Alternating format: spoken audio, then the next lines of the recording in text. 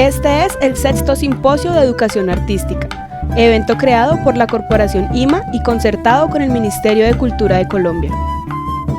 A continuación se presenta la ponencia, Programa Música para mi Barrio, una experiencia de educación musical, a cargo de Corporación IMA.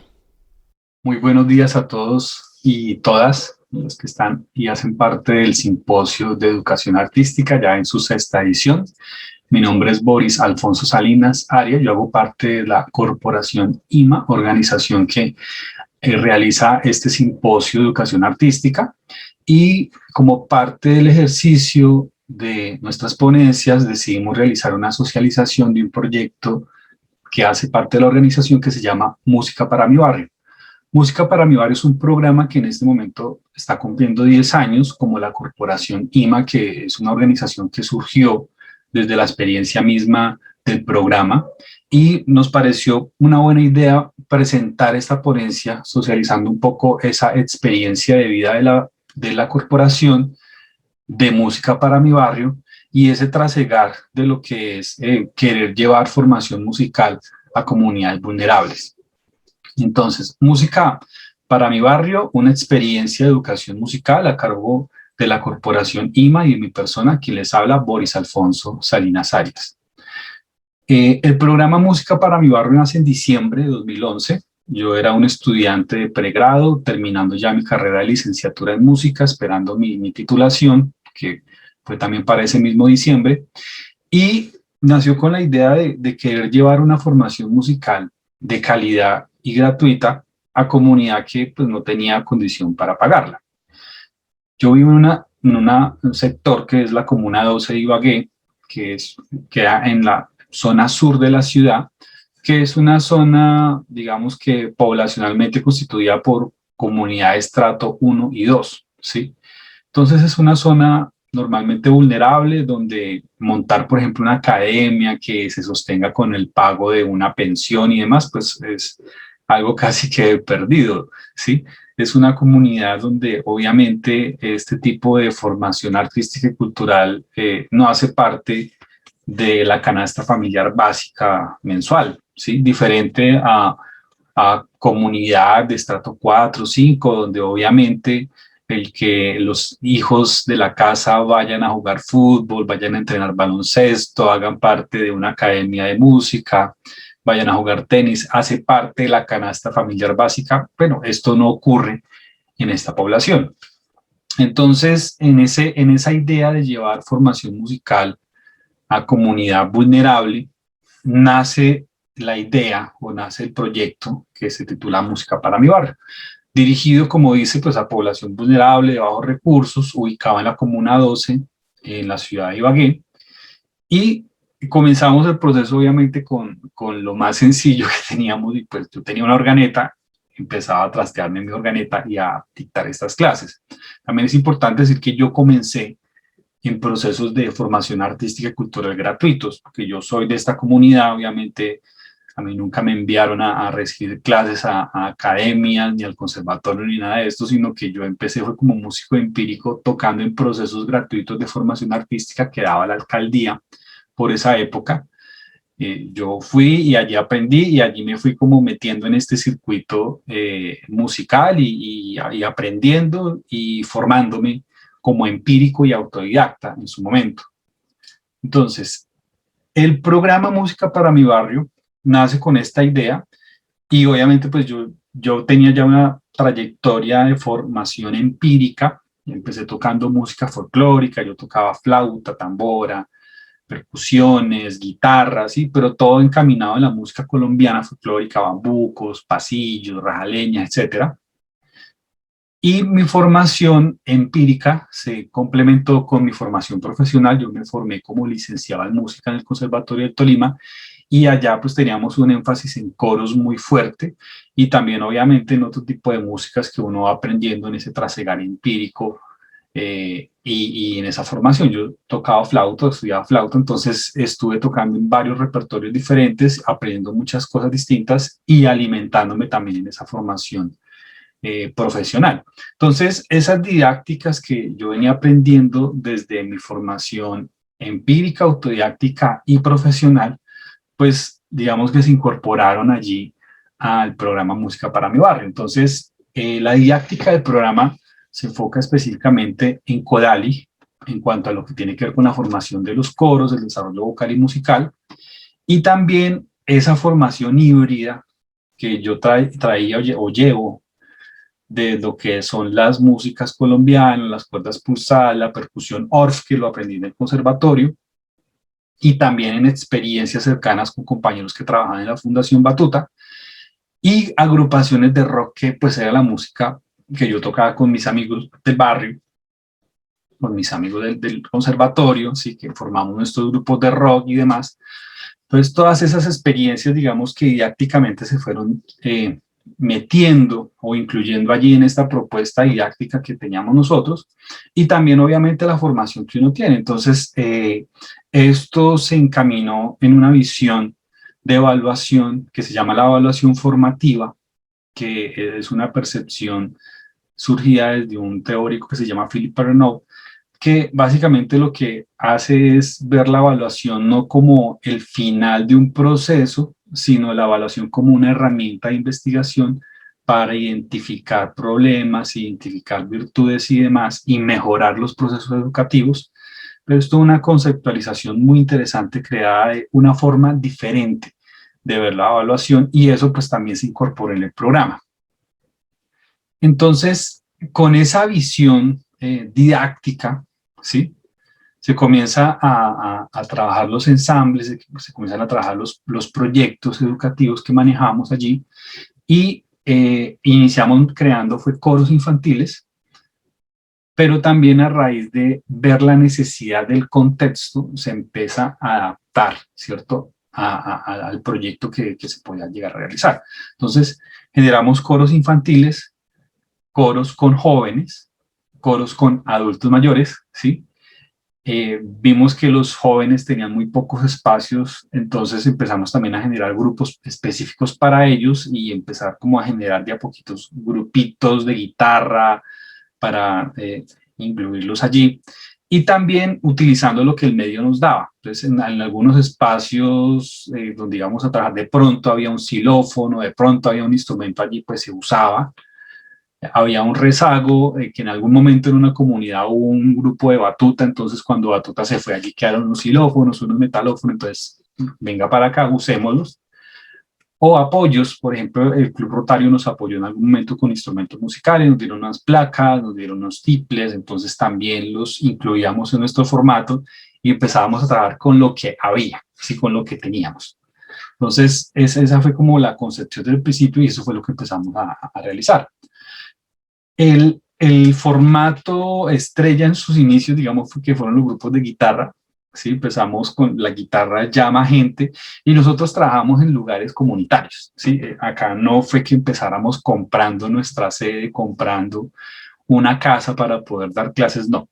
Dábamos la clase en el colegio, la clase en el salón comunal, la clase en la terraza de la vecina que nos prestó para las clases ahí. En ese lugar empezamos, ¿sí? En el kiosco del barrio, etcétera. Es decir, sin un lugar propio, muchas veces sin un tablero, pero llegando allá el docente, en ese caso yo, con mis fotocopias, con algún material para trabajar, y así fue que iniciamos.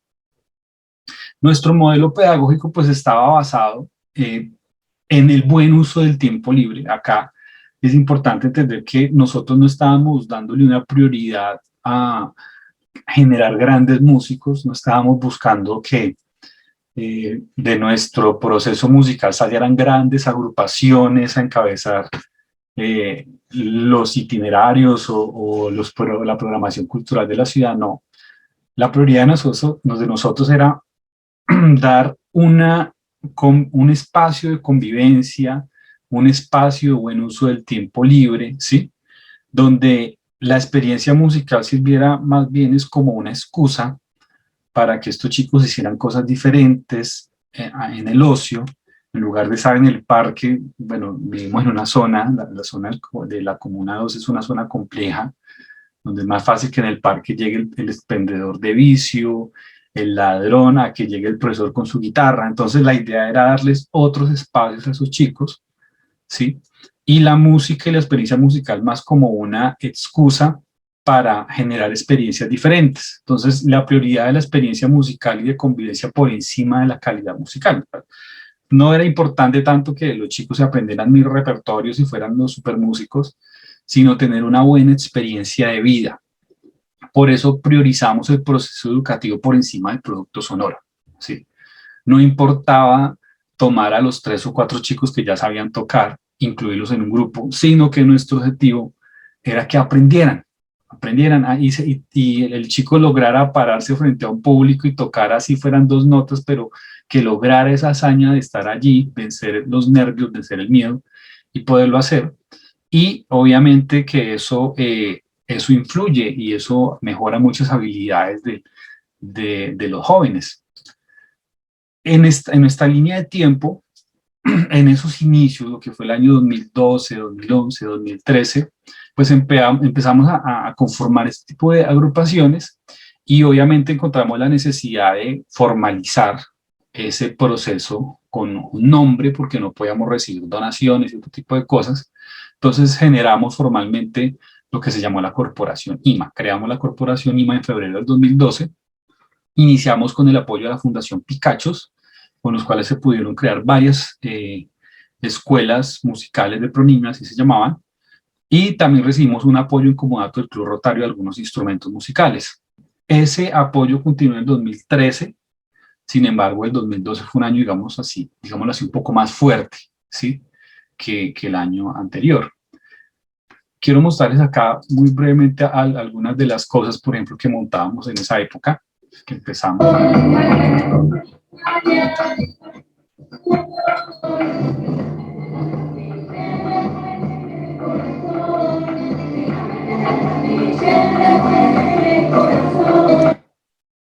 Este es, por ejemplo, el grupo del corito y como recibíamos instrumentos, pues empezamos a usar lo que nos llegaba, ¿no? Un coro juvenil, también habían algunas señoras con tiple, guitarra, por allá de pronto había una tambora o un xilófono, lo que nos iba llegando como instrumento, pues lo íbamos usando.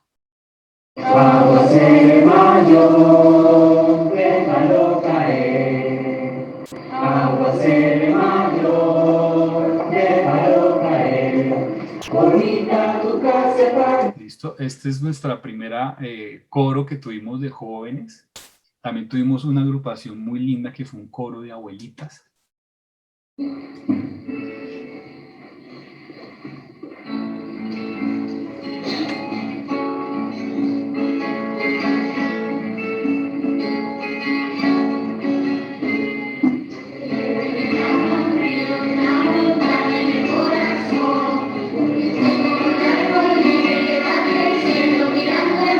Listo.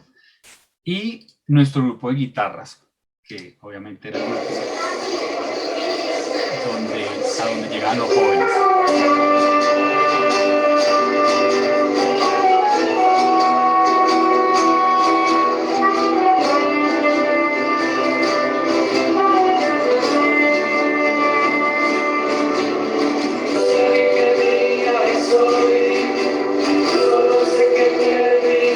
Por ejemplo, ahí teníamos una trompeta, porque dando las clases, un día llegó un chico con una trompeta que quería ser parte del grupo. Nosotros damos clases de guitarra. Y bueno, pues venga para acá, acá lo ponemos a hacer algo, ¿sí?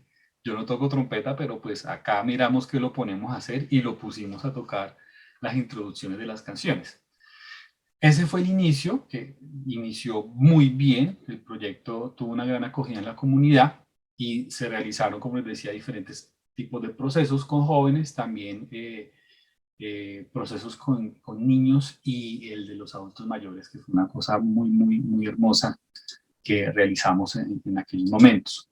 Luego, en esa línea de tiempo, en los años 2014 y 2015, empezamos una línea de crecimiento muy interesante. El proyecto Música para mi Barrio se presentó al Programa Nacional de Concertación Cultural, donde pudimos ganar algunas convocatorias. Y claro, eso nos llevó a comenzar a generar apoyos, porque al principio no teníamos nada, ¿sí? Y empezar a conseguir cosas que nos fueron ayudando a mejorar ese trabajo. Quiero mostrarles acá un video corto de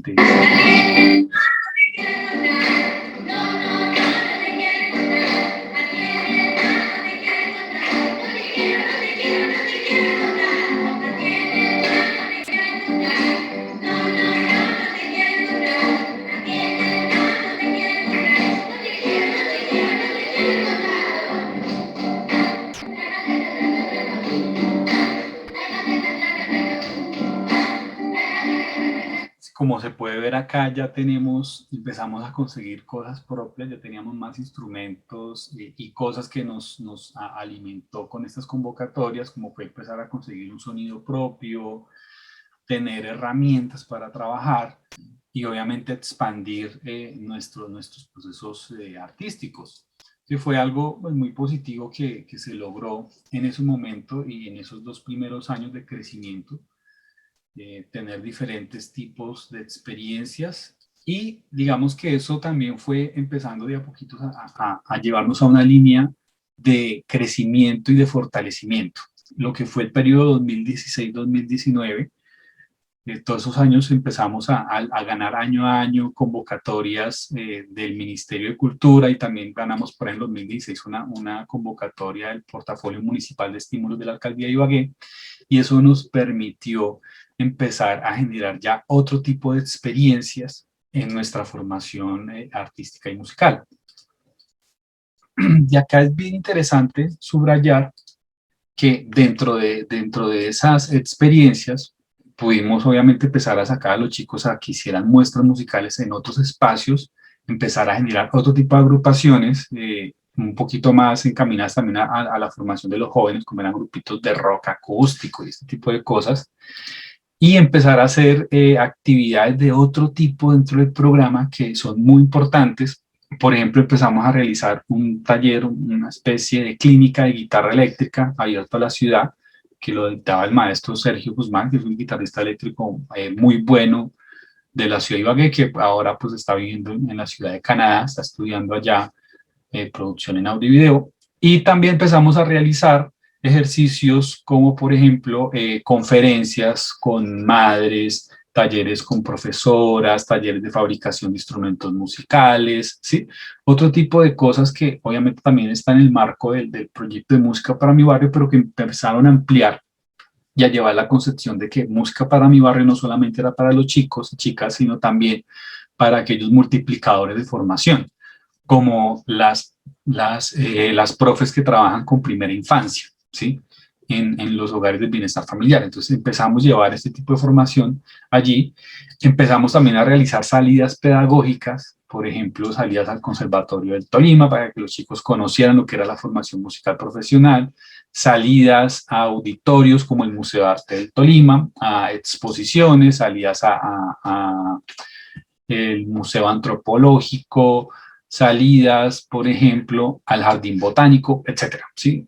No solamente ya la experiencia musical, sino empezar a tener otro tipo de experiencias de vida. Y obviamente las agrupaciones musicales pues también empezaron a tener una evolución significativa.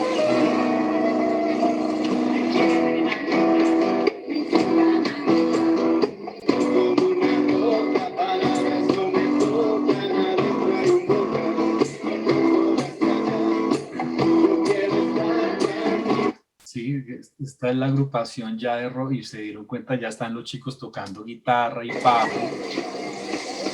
Hace frío y estoy lejos de casa. Hace tiempo que estoy sentado sobre esta piedra. Yo me pregunto, ¿para qué sirven las guerras? Vos tenés pantalón, vos estás tan frío, la gente a mi alrededor. Vos estás hablando, yo no sé qué hacer.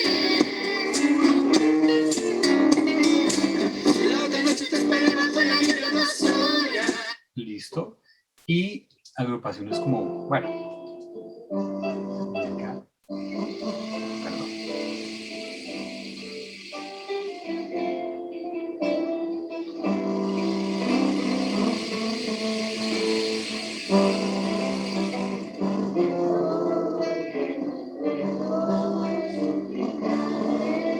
Listo. Y ya luego llegaron los tiempos complejos de la pandemia, obviamente eso nos llevó a una adaptación de nuestros procesos musicales que se tuvieron que volver completamente virtuales para poder desarrollar allí ese trabajo que nos distanció de nuestras comunidades, porque obviamente la Comuna 12 de la ciudad de Ibagué, pues no todos tenían celular para estar en clase y demás, nos acercó mucho a otros lugares, pero nos distanció de nuestras comunidades específicamente. y eso trajo, obviamente, en ese proceso de adaptación, pues digamos que lo logramos hacer bien, logramos sacar unos procesos.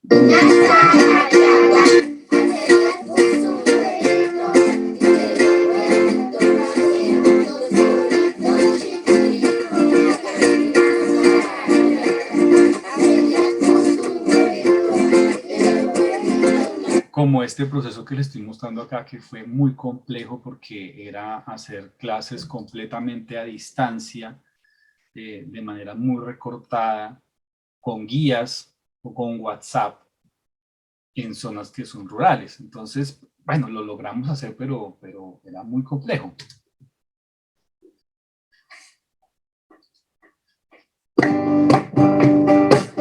Viaje solo, es una mirada hacia atrás.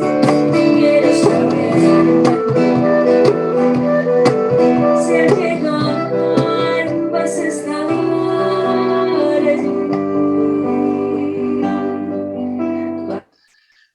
En estos procesos empezamos a hacer que grabaciones de los instrumentos, ya al profesor Boris le tocaba en la casa grabar los demás instrumentos. Bueno, generamos también un ensamble de rock muy interesante en esta virtualidad. Here's what you gotta do. I'm always home. Call me anytime. Just wait.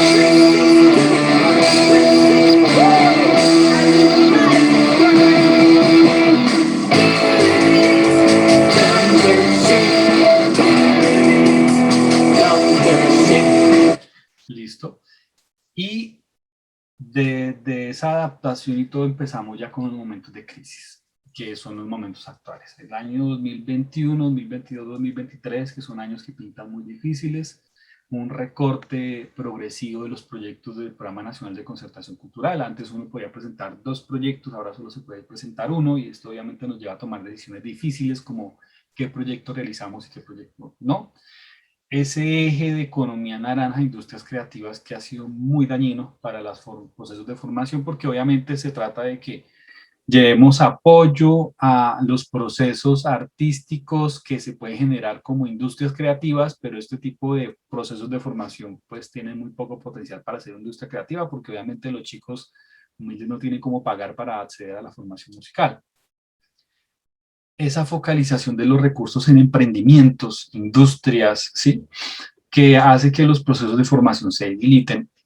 El progresivo recorte, por ejemplo, el congelamiento de los recursos del Programa Nacional de Concertación Cultural. Hace más de 10 años son los mismos 40 millones y no se le ha incrementado ni siquiera el presupuesto mensual, anual en el que sube la inflación, sino que siempre han sido los 40 millones. Y esto nos lleva obviamente a unas preguntas difíciles, como ¿y entonces qué? ¿Qué va a ocurrir con los procesos de formación artística para la población vulnerable? ¿A dónde van estos procesos? Después de ese crecimiento y esa subida tan impresionante que tuvo el proyecto, ahora está en un proceso de crisis porque obviamente no hay quien lo financie. Y cobrar una matrícula, cobrar una mensualidad para comunidades donde eso no hace parte de la canasta familiar básica, pues es muy complejo. Esa es la ponencia y quedamos con esa pregunta. Muchísimas gracias, espero sus comentarios.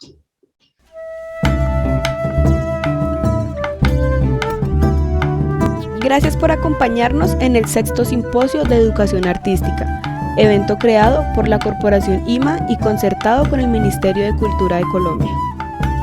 A continuación, la ronda de preguntas se realizará por Zoom, cuyo enlace se encuentra en la página de Facebook del simposio.